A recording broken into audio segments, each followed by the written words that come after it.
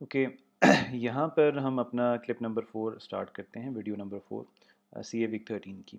अच्छा, अभी हम पेरिफेरल डिवाइसेस से यूज़ टू हो गए हैं, हमें समझ भी आ गई है। एक क्विक दोबारा एक डेफिनेशन बता दूँ कि हमारी जो कम्युनिकेशन होती है फ्रॉम आउटर वर्ल्ड, वो हमारी इनपुट आउटपुट डिवाइसेस से होती है। ठीक है, हम डेटा लेते हैं इनपुट डिवाइस से, उसे प्रोसेस करते हैं, फिर हम प्रोसेस हमारे कंप्यूटर में होता है, फिर हम उसे आउटपुट डिवाइस पे दे देते हैं। सिमिलरली हमारे पास ये पेरिफेरल डिवाइसेस काउंट होंगी, इनपुट आउटपुट डिवाइसेस। सिमिलरली जो हमारे सिस्टम में ऑक्सिलरी डिवाइसेस होती हैं, यानी जैसे हमारे पास डीवीडीज़ हैं, सीडीज़ हैं, हमारे पास स्टोरेज डिवाइसेस हैं, हमारे पास जो एडिशनल चीज़ें लगती हैं which are not the part of the computer are also known as peripheral devices.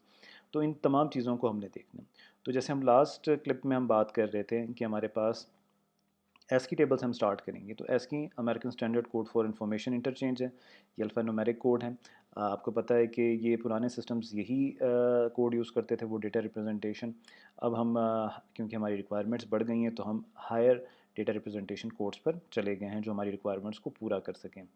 अच्छा, अब हमने चीज़ों को देखा है बहुत डिफरेंट वे से। ठीक है, एस्की में हम जब एस्की टेबल की बात करते हैं, तो उसमें हम ये देखते हैं कि हमारे पास एक करेक्टर कैसे डिस्प्ले होगा या रिप्रेजेंट होगा, हम उसकी बात करते हैं। लेकिन ASCII tables provides you more than data representation also. It is not only about data representation, it is also about some kind of control communication. Control communication क्या होती है? Control communication ये होती है जिसमें आपके पास डिवाइसेस से बातचीत भी की जाती है, तो बाय यूजिंग एस्की टेबल। तो अभी हम थोड़ी देर में एस्की टेबल को देखते हैं और फिर हम ये जो हमारे पास कुछ चीज़ें हाईलाइटेड हैं इन पे भी हम ज़रा डिस्कशन करते हैं। तो सबसे पहले ज़रा एस्की टेबल पे जाते हैं। अच्छा, ये हमारे पास एक स्टैंडर्ड एस्की टेबल है। इस टेबल को, ये हमारे पास 7 बिट्स का है, 8 बिट्स का नहीं है। ठीक है, अगर इसमें हम देखें, इसमें रिप्रेजेंटेशन की गई है। बिट नंबर 1 से लेकर बिट नंबर 4 ये हमारे पास रोज़ रिप्रेजेंट कर रहे हैं, और बिट नंबर 5 से लेकर बिट नंबर 7 ये हमारे पास क्या रिप्रेजेंट कर रहे हैं? हमारे पास कॉलम कर रहे हैं। लेकिन जब हम कंबाइनली देखेंगे तो हम देखेंगे 0 0 0 0 0 0 0, तो ये हमारे पास 7 बिट का कोड बन जाएगा, विच मीन्स नल। तो ये आपके पास जहाँ पर ये क्रॉस सेक्शन होगा, तो आपने यहाँ से स्टार्ट करना है और यहाँ पर एंड करना है, तो आपको पता चल जाएगा। जैसे फॉर एग्जांपल अगर ए है, तो यहाँ पर आ जाएगा 1 0 0 0 0, और यहाँ हमारे हमारे पास क्या आ जाएगा? ए का 1 0 0। तो ये जहाँ पर इंटरसेक्ट करेगा वो आपके पास क्या बन जाएगा? उसका बाइनरी कोड बन जाएगा। अच्छा, ये तो आपको नज़र आ रही हैं यहाँ से, अगर आप देखें गौर से तो ये आपके पास डेटा रिप्रेजेंटेशन है। लेकिन ये कुछ आपको चीज़ें नज़र आ रही हैं और इनको हमने सेपरेटली भी करके लिखा हुआ है, जैसे हम कह रहे हैं कंट्रोल करेक्टर्स। कि जो हमारे पास कंट्रोल करेक्टर्स होते हैं, कंट्रोल करेक्टर्स बेसिकली आपकी कम्युनिकेशन करते होते हैं between input and output devices. जैसे हमारे पास नल है, कोई काम नहीं हुआ, स्टार्ट ऑफ हेडिंग। यानी अगर आपने एक प्रिंटर को बताना है कि जी, प्रोसेस कंप्यूटर ने प्रिंटर को बताना है कि आपका हेडिंग स्टार्ट हो रही है, तो आपके पास एक एस्की कोड जाएगा, ये वाला 1 0 0 0, और यहाँ पर 1 1 0 चला जाएगा। तो हमारा प्रिंटर ये समझ जाएगा कि अब यहाँ से मेरी हेडिंग स्टार्ट हो रही है। स्टार्ट ऑफ टेक्स्ट, उसकी एस्की कोड जाएगा। Start of end of text, उसका जाएगा एंड ऑफ ट्रांसमिशन, यानी मैंने ट्रांसमिशन को ख़त्म कर दिया है, उसका कोड जाएगा। इंक्वायरी, कोई प्रॉब्लम तो नहीं आ गई, कोई एरर तो नहीं आ गया। एक्नॉलेजमेंट, करेक्टर मिल गया है, काम हो गया है। बीप, बेल, बैक स्पेस, आप करते जाएं। फिर डिवाइसेस 1 का कंट्रोल डिवाइसेस, हमारे पास एस्की टेब जो 7 बिट का एस्की था, उसमें हमारे पास 4 डिवाइसेस हमारे पास कंट्रोल हो सकती थी। कोई काम नहीं हुआ, कनेक्शन इस्टेब्लिश करना, सिंक्रोनाइजेशन, ट्रांसमिशन को ख़त्म करना, कैंसिल करना, एंड ऑफ मीडियम। अच्छा, ये it's a series of control characters, और ये control characters with the passage of time बढ़ते भी जाएंगे। हमारे पास जो नए डेटा रिप्रेजेंटेशन कोड्स हैं, जैसे यूनिक कोड्स हैं, उसमें डिफरेंट किस्म के हमारे पास कंट्रोल करेक्टर्स होंगे। सो पॉइंट इज़ कि अभी तक हम जिस एस्की टेबल को देख रहे थे, आई होप कि बहुत सारे स्टूडेंट्स को ये इन्फॉर्मेशन पता होगी कि उसमें कंट्रोल इन्फॉर्मेशन भी होती है। लेकिन हम उसको पहले सिर्फ़ और सिर्फ इस पॉइंट ऑफ व्यू से देख रहे थे कि हमारे पास वहाँ पर डेटा रिप्रेजेंटेशन की बातें होती थी, लेकिन एस्की टेबल में कंट्रोल करेक्टर्स भी होते हैं। अब ज़रा हम वापस ज़रा इसकी थ्योरी पर आते हैं और देखते हैं।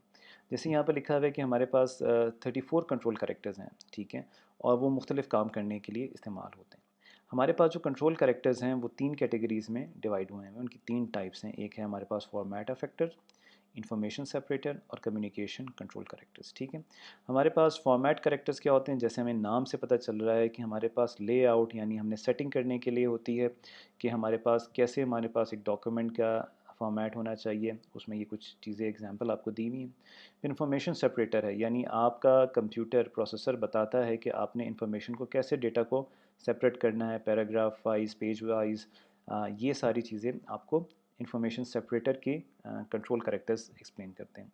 कम्युनिकेशन कंट्रोल करेक्टर्स, ये जैसे अभी थोड़ी देर पहले हम बात कर रहे थे कि हमने कहाँ से ट्रांसमिशन को स्टार्ट करना है, कहाँ से हमने हेडिंग को स्टार्ट करना है, कहाँ से हमने ट्रांसमिशन को एंड करना है, कहाँ पर हमारे पास टेक्स्ट स्टार्ट होगा, कहाँ पर हमारे पास टेक्स्ट एंड होगा। तो ये हमारे पास कम्युनिकेशन ऑफ कंट्रोल होती है। ठीक हो गया। तो अब थोड़ा सा जब भी आप अब अपने एस की टेबल को देखेंगे तो आपका ओपिनियन जो है थोड़ा सा डिफरेंट हो जाएगा।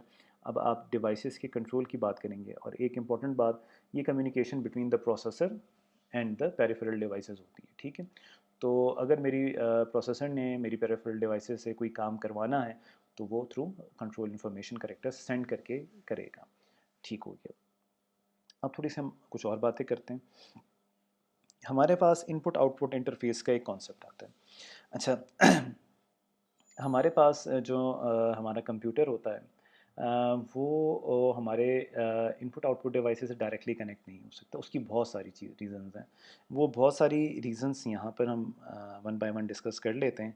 अच्छा, सबसे पहली इम्पॉर्टेंट रीज़न तो ये है कि हमारा जो पेरिफेरल डिवाइसेस होती हैं, या तो वो इलेक्ट्रोमैकेनिकल होते हैं या इलेक्ट्रोमैग्नेटिकल डिवाइसेस होती हैं, उनके काम करने का तरीका फ़र्क होता है। और हमारा प्रोसेसर और हमारी जो मेन मेमोरी होती है विच इज़ टोटली इलेक्ट्रिकल, तो हमारे पास काम करने का तरीका फ़र्क है, तो इनकी synchronization is a big issue. ठीक है। हमारे पास सिग्नल्स को कन्वर्ट करना एक इशू होगा, तो हम डायरेक्टली इसे कनेक्ट नहीं कर सकते। वन रीज़न, क्योंकि हमारे पास डिवाइसेस फ़र्क है, तो हमारे पास इनमें कम्युनिकेशन में यहाँ पर एक मसला आएगा। दूसरा हमारे पास क्या है कि हमारे जो CPU है और मेमोरी हैं, इनका data transfer rate it is very fast. ठीक है। And quite faster than the data rate of the peripheral devices. Again एक और इशू, यानी अगर मेरे पास डेटा रेट में डिफरेंस आएगा तो होगा ये, मैं जल्दी डेटा भेजूंगा, और अगर डिवाइस डेटा रिसीव स्लो करेगी तो वो ओवरफ्लो होने के चांसेस हैं, या हमारे पास ऑपरेशन की एफिशिएंसी अफेक्ट होने का, बैडली अफेक्ट होने के चांसेस ज़्यादा हैं। तो अगेन सेकंड रीज़न कि हम अपने सिस्टम्स को, हमारे प्रोसेसर्स को हम डायरेक्टली कनेक्ट नहीं कर सकते इनपुट आउटपुट डिवाइसेस से, यानी पेरिफेरल डिवाइसेस से। अच्छा, फिर हमारे पास हमारा जो CPU है, वो हमारे पास इंस्ट्रक्शन सेट पर काम करता है, इंस्ट्रक्शंस के फॉर्मेट पर काम करता है। लेकिन जो हमारी पास पेरिफेरल डिवाइसेस होती हैं वो डेटा कोड्स पे, जैसे अभी हमने डिस्कस किया, और हमारे फॉर्मेट्स पे काम करती हैं, विच इज़ क्वाइट डिफरेंट। ठीक है। हमने चैप्टर नंबर 5 पढ़ा, हमने चैप्टर नंबर 7 पढ़ा, उसमें आपने देखा कि हमारे प्रोसेसर की जो इंस्ट्रक्शन आती है वो टोटली डिफरेंट होती है। लेकिन हमारे जो प्रोसेसर इनपुट आउटपुट डिवाइसेस काम करते हैं वो कोड्स पर काम करते हैं, जैसे हमने ASCII कोड का जिक्र किया। अब हमारी जो मॉडर्न डिवाइसेस हैं वो डिफरेंट कोड्स पर काम करती होंगी, तो हमारे पास इट्स अ ह्यूज डिफरेंस। तो हमारे पास कम्युनिकेशन का भी एक गैप आ रहा है। अच्छा, last but not the least, हमारे पास यहाँ पर एक और इशू आ रहा है। ठीक है। और वो इशू ये है कि हमारे पास एक सेट ऑफ डिवाइसेस नहीं है, सिंगल सेट ऑफ, मतलब मेरे कहने का मतलब है कि अगर मेरा प्रिंटर है तो उसकी कमांड्स, उसका काम करने का तरीका फ़र्क है, मेरे कीबोर्ड का फ़र्क है, मेरे वेब कैम का फ़र्क है, स्पीकर्स का फ़र्क है, स्कैनर का फ़र्क है। तो मैं एक ही सेट ऑफ इंस्ट्रक्शन से या एक ही तरीका से मैं सारों को कंट्रोल नहीं कर सकता, और मुझे हर एक के लिए सेपरेटली काम करना पड़ेगा। ठीक है। और जितनी ज़्यादा ये मेरे पास पेरिफेरल डिवाइसेस बढ़ती जाएंगी, मेरा हार्ड डिस्क बढ़ता जाएगा, मेरी बाकी चीज़ें बढ़ती जाएंगी, तो मेरे पास ये काम और भी कॉम्प्लेक्स होता जाएगा। सो दिस मीन्स कि हमारे पास कंक्लूजन इज़ दैट कि हम अपने प्रोसेसर को डायरेक्टली पेरिफेरल डिवाइसेस से कनेक्ट नहीं कर सकते। मैं दोबारा बता रहा हूँ, ये सारे रीज़न्स या डिफरेंस समझने का मकसद ये था कि हमें ये समझ आनी चाहिए कि हमारे पास, हम अपने सिस्टम को डायरेक्टली कनेक्ट नहीं कर सकते। क्लियर हो गया। तो फिर हम कैसे कनेक्ट करेंगे? अगर इस आप टॉपिक की हेडिंग को देखें, यहाँ पर लिखा है इनपुट आउटपुट इंटरफेस। इंटरफेस वो चीज़ होती है जिसके ज़रिए हम किसी किसी चीज़ से हम कनेक्ट हो सकते हैं। जैसे फॉर एग्ज़ाम्पल, अभी मैं आपके साथ कम्युनिकेट कर रहा हूँ, तो हमारे पास दो इंटरफेसेस हैं। एक तो मेरी वॉइस जो आपको सुनाई दे रही है, दूसरा विजुअली जो आप ये टेक्स्ट देख रहे हैं। ठीक है। और लेट्स से अगर मैं यहाँ पर किसी ऐसी लैंग्वेज में बात करूँ जो आपको समझ नहीं आती, तो हमारे पास एक इंटरफेस ख़त्म हो जाएगा। तो आपको वॉइस तो आ रही है, लेकिन उसको कॉम्प्रीहेंड करना, समझना भी ज़रूरी होता है। ठीक हो गया। तो हमारे पास इन तमाम डिफरेंसेस को हैंडल करने के लिए हमारे पास कोई एक एडिशनल हार्डवेयर होना चाहिए।